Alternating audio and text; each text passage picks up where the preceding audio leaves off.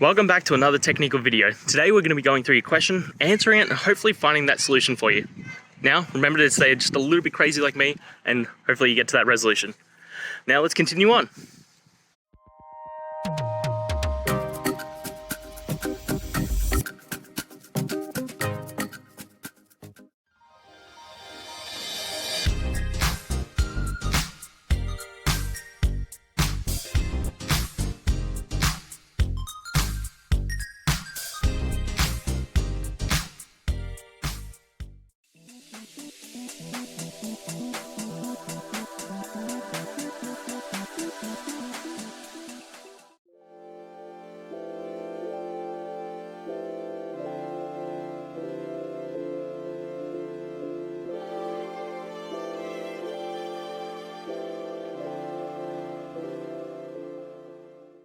And that's it, guys. I hope this video has helped you find that solution that you're looking for.